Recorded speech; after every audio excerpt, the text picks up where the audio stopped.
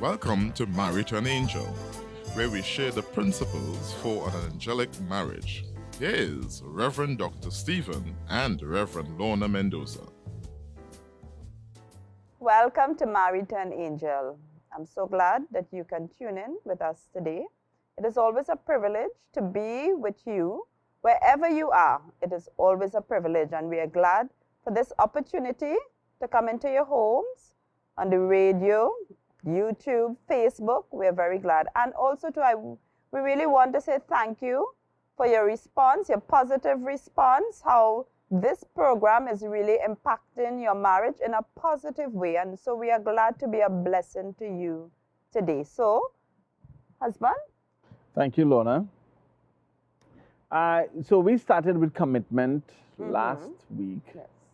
And the whole idea of it is to show that this is an attitude that is really necessary for anybody who wants their marriage to go the distance, as we would say, who would want to make the years, and not the years of enduring, but the years of enjoying. So they are committed to the marriage. And last week we would have talked about things like the need for premarital counseling, why they should get this type of information, parents helping children where to understand commitment should begin. That's correct.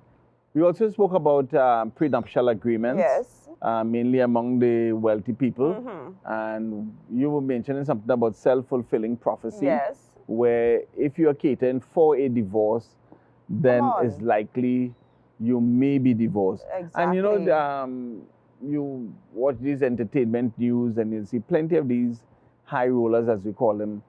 Many of their marriages don't last.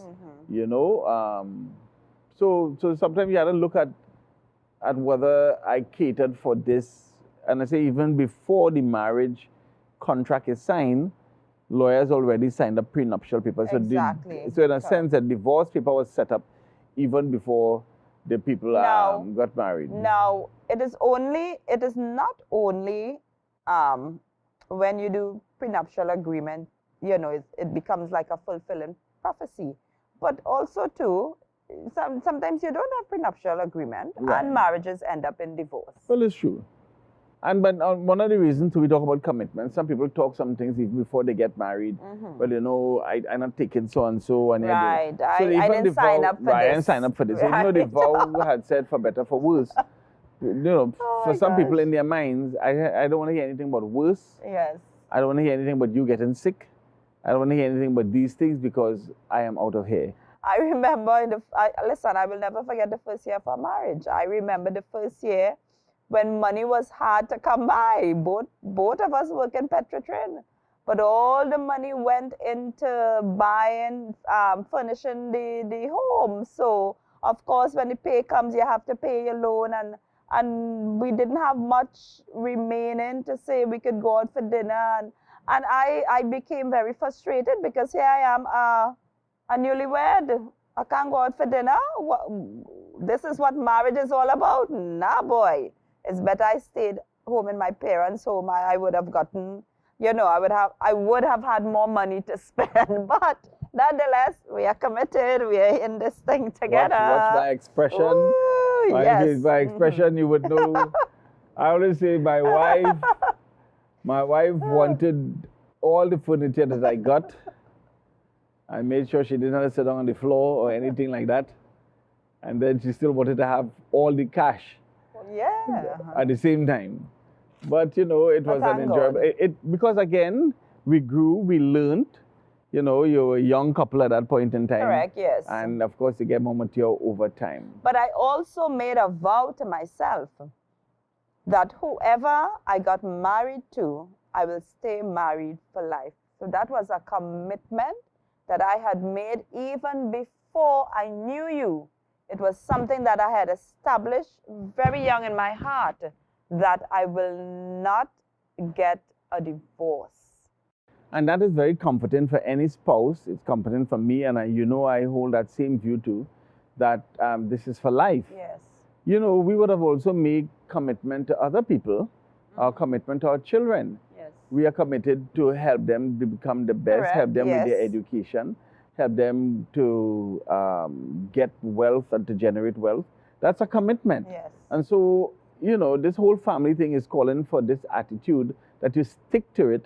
Yes. And if you stick to it, you would see the benefit. You would see the benefit. The result. So we're saying that, you know, for some people, prenuptial agreement mean that instead of two becoming one, two shall remain two. And, you know, I just wanted to say too, sometimes the people who you are committed to, like your children, you are committed to them to see they finish their education. And sometimes they may disappoint you. How would you react to that, knowing that you are committed to this child? This child has disappointed me. Tell me, how would you move forward from this? Again, you have to be committed because, you know, if you just abandon the process of helping your children, then the time will come then these same children will be a burden to you, and they would not be able to fulfill their dreams. They may not get what they need for their families and everything like that. You know, when you're young, sometimes you don't even know what you want. Yes, true. You don't know what you Very want when true. you're young. And so you have to, you know, especially parents of teenagers and parents of probably of those who are in university and they want to drop out and things like that. You know, you have to also be an understanding parent. I would think so. We believe in commitment. We allow our children to express themselves, and Lorna and I had to wring our ears while they're talking about they hate school, they want to go to school. But we also have to remember that we were also youth. Right, so I'm saying, so we listened. Right. And I remember both taken the year off their studies. Yes. So we gave them the year off, and we said, okay, time to get back on track. But you promised that you will continue. That you would continue. Right. So, you know, you show that you're listening to the children, but you have to let them know the benefit of doing this, create more opportunities for them and things like that, Correct. you know? Yes. Because sometimes the children themselves become discouraged and disenchanted with the amount of work that is required. And then too, sometimes, you know, our children studying from since they were 5 years old. I mean, oh my God. You spend 7 years in primary school, 7 years in secondary school.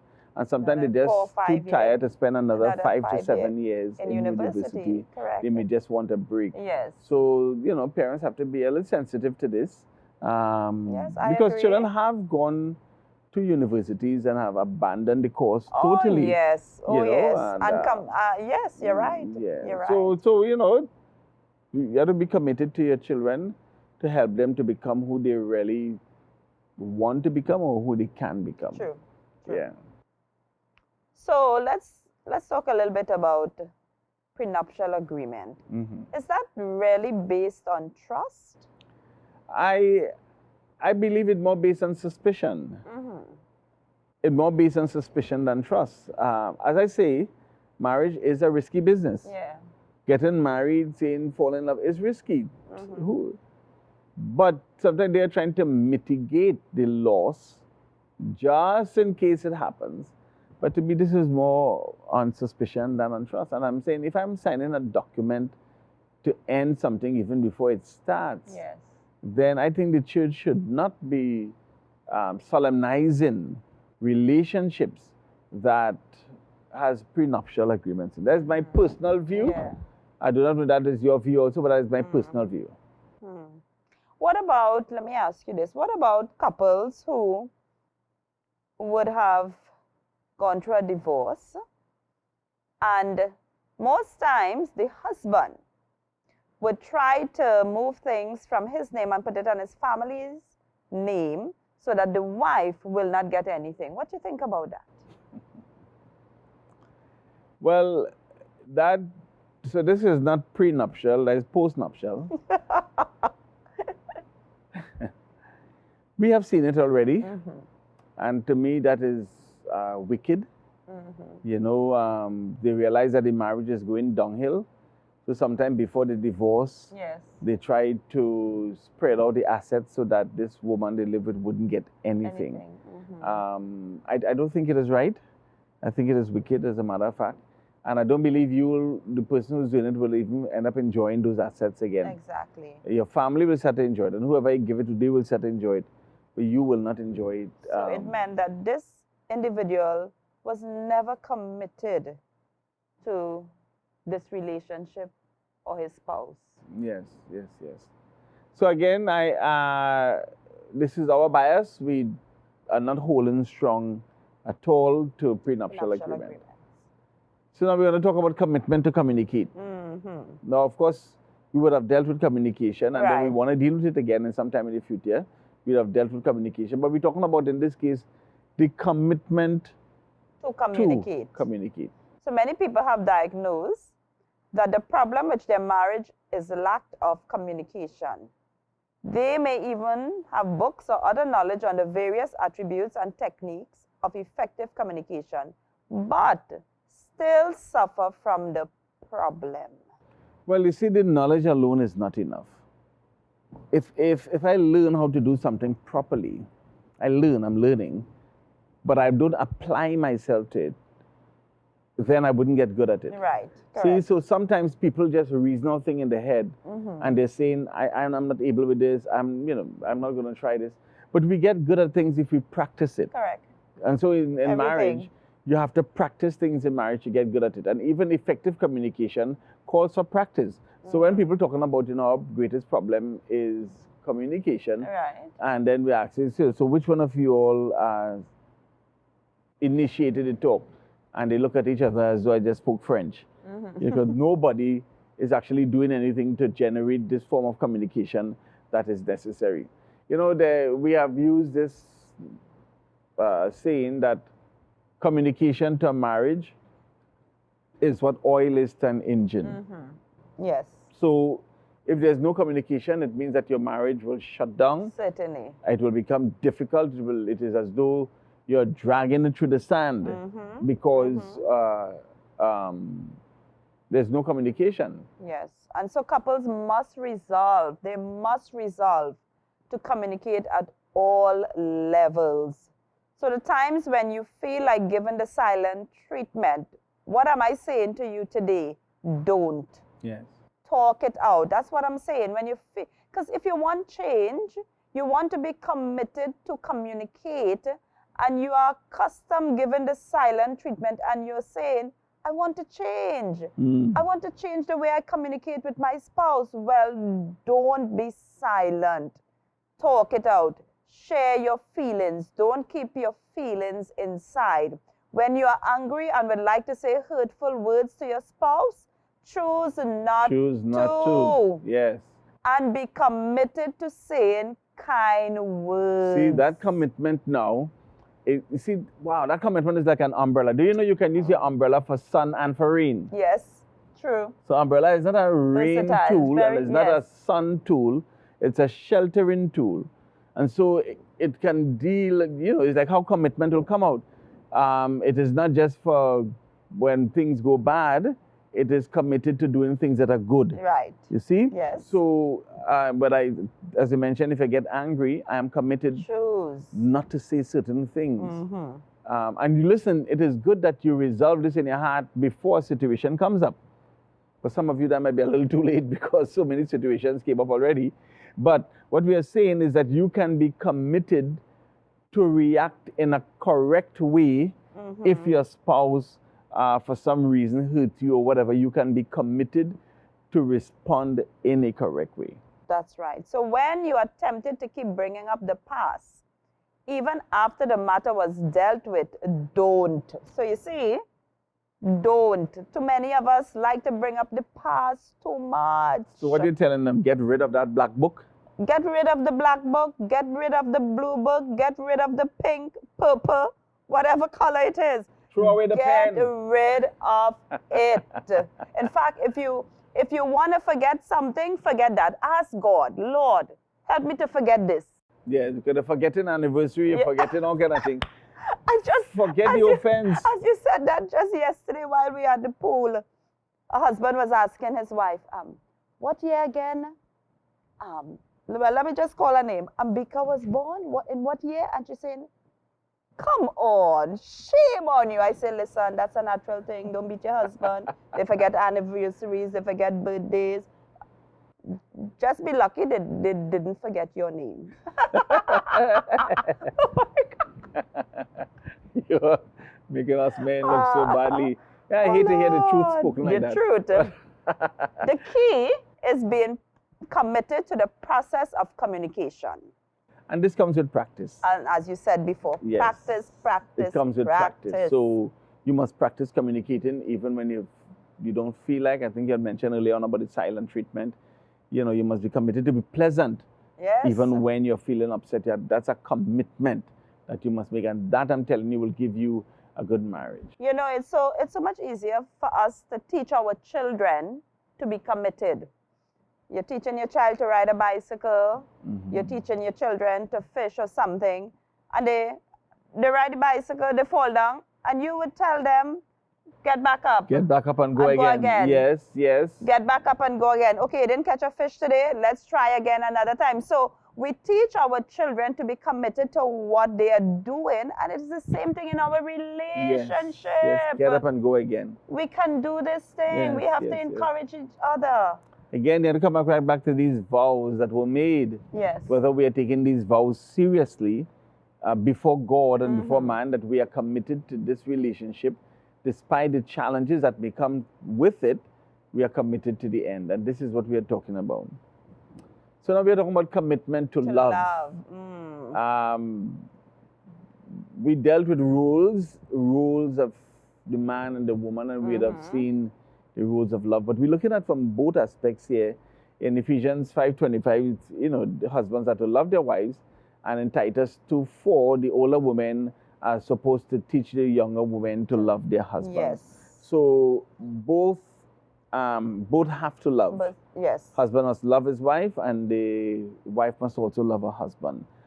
So we are saying that this commitment to love is something that you must take very seriously.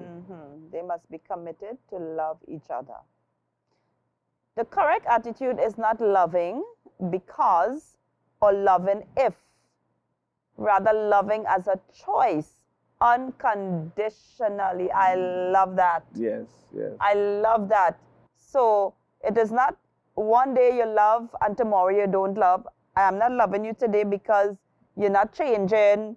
I tell it that bad way, you're keeping yourself so untidy. I feel to love you today, or the words that you're using. Listen, so even though they may have bad habits, they may have flaws, shortcomings, these kind of things. It is not conditional. Love should not be conditional. In spite of who you are, what you do, what you say, the choice is, I must still love you. Yes. See, when a person loves their wives or their husband or their spouse, let's say unconditionally, you're moving the demand for this person to do something for your affection to increase. Yes. You understand? So now you make a demand that this is saying, if you do so and so, I will love you. Or if you love me, do so and so. Yes. Unconditional love removes those demands. Because who is to tell you that your affection for a person would grow just because they did what you asked them to do? There's no telling about that. So I think the unconditional love approach, all of us have that ability to do it. We have God in us, that agape love. Exactly. You have the love of God in us. So there's our own personal emotional love. And then there's the love of God in us that is helping us to deal with our marriage. I mean, when you use God as an example of perfect love, God gave His Son, knowing that we were sinners. Yes. So in spite or despite our shortcomings, despite us being sinners, God still sent His Son. He still sent His Son to bring us back to Him. And not only that, Nagil, the Son came. Yes. And the Son loved. He loved. And He loved to the end. He loved to the end. Even to the death on the cross.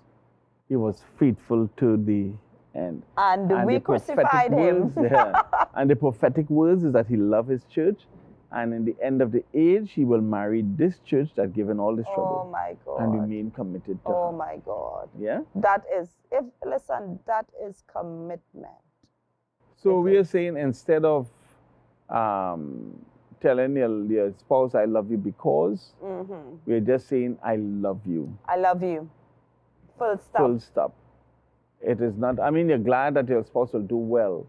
But if those conditions are not met, you're going to stop loving? No.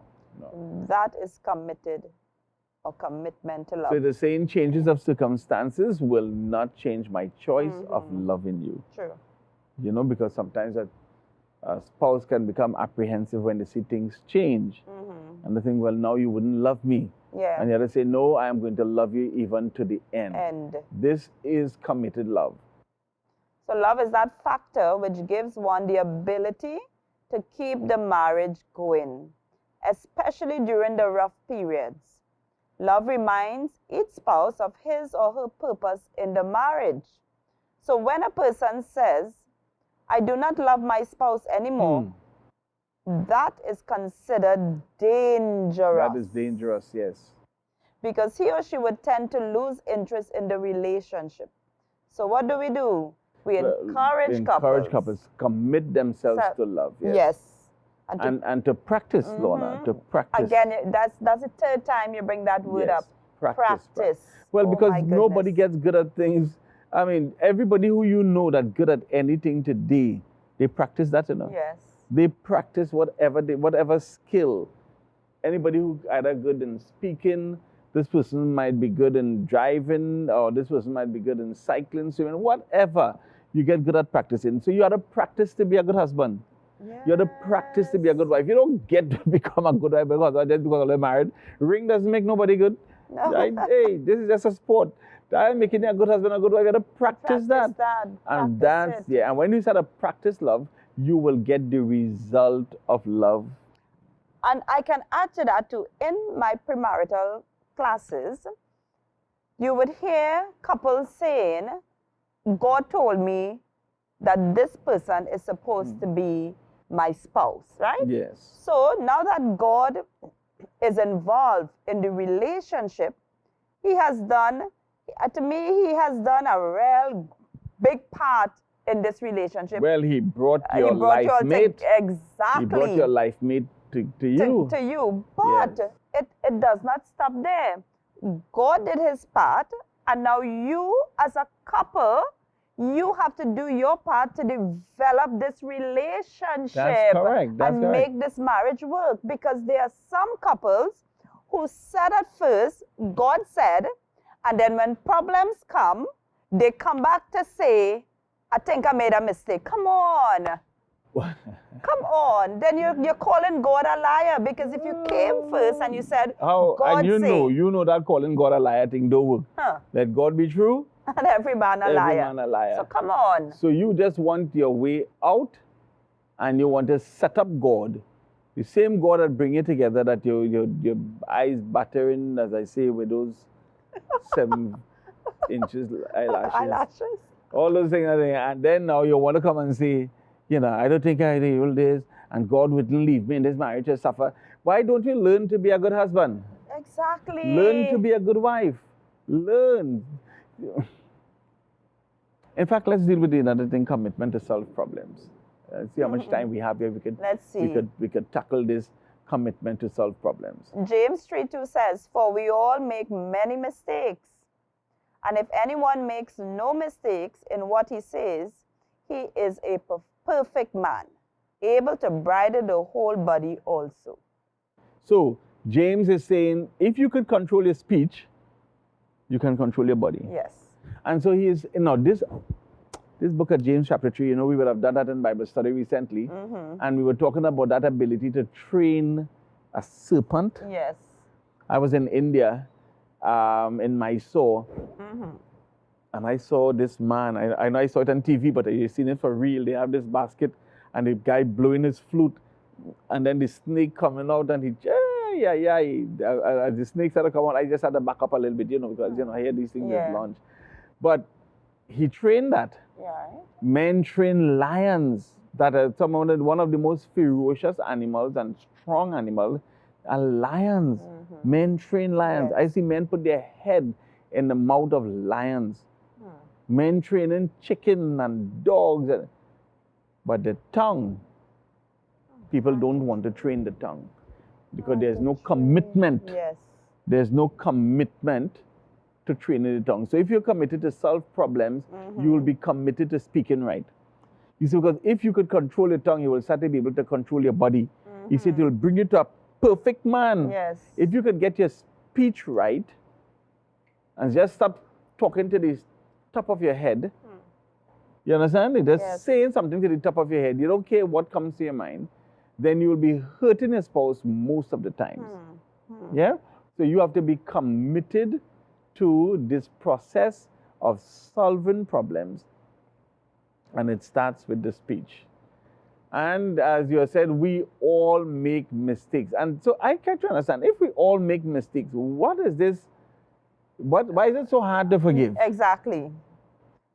Exactly. We all make mistakes. In fact, I remember sometimes you would have done something, you would have made a mistake, and I would have corrected you, and then I went and I made a mistake. Sometimes similar mistake. Similar mistake, and and we laugh at and each we laugh other. and say, oh, you want to nail me to the cross. Oh gosh, boy. Use the same hammer. Come, use the same hammer. Yes, because we are all guilty sometimes of the same And that's why problem. husbands and wives should avoid taking the role of finding faults and always having a suggestion to change or improve your spouse. Gosh, boy.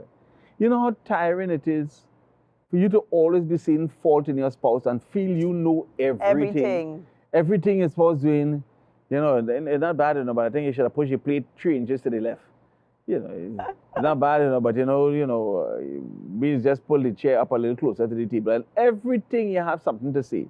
You're so discouraging because you forget that your toe is 7 inches. Look, let me stop that. So sometimes we don't realize that we ourselves make mistakes. Yes, yes. And because we yes. make mistakes, we have to give that allowance to our spouses to also make mistakes. God does that. God does that. He blinks. That's Oh correct. my God. So He if winks his God eyes can at us, do yes, it, who are we? And firstly, be committed to avoid unnecessary conflicts. Yes. Be aware of the things you say. Be alert to the response of your spouse, especially when you put him or her down before friends. Tell me something. Why would you insult or embarrass your spouse That's the highest when form of they're disrespect. before their friends, man? Come on, you're belittling. When you go home, you're not gonna have a good time. Of course not, because of the shame.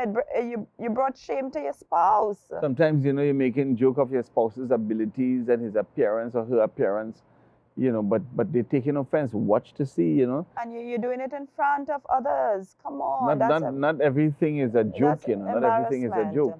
And so sometimes you actually want to say something, but you're saying it in a laughing form. Yeah, you're making jokes about your spouse's ability and appearance. Come on. Yeah. Come on. You need to stop that. Sometimes the hurting party may not explain his or her feelings, but may withdraw or retaliate. Well, you see that many times. You see that many times.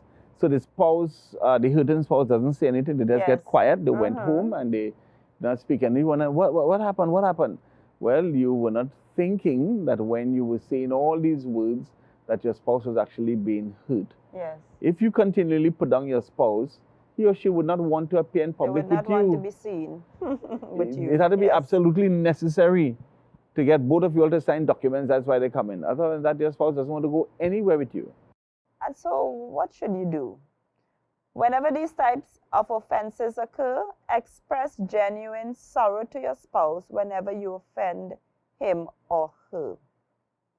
Conflicts can be resolved only if there is genuine forgiveness.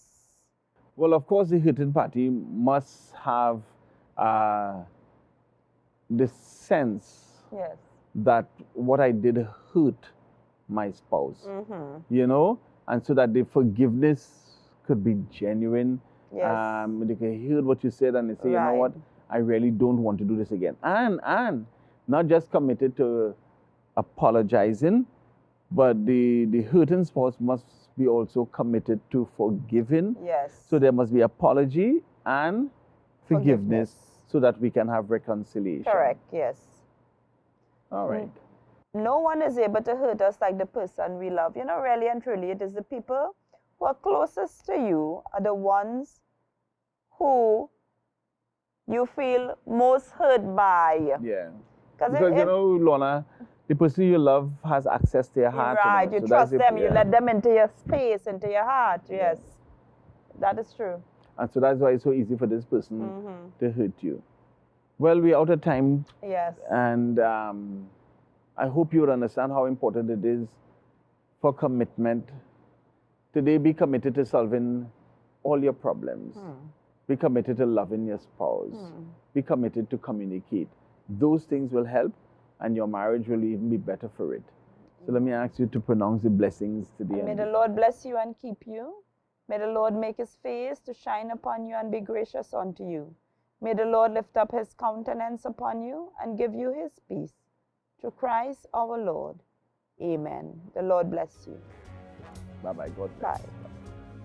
Thank you for watching Married to an Angel, hosted by Reverend Dr. Stephen and Lorna Mendoza.